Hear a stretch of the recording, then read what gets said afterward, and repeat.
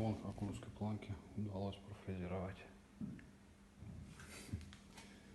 Просто зажал шаблон на столешнице, а планку прикрутил к нему.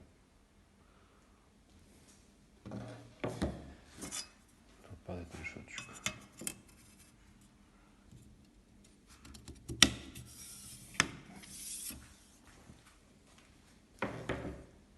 Красота.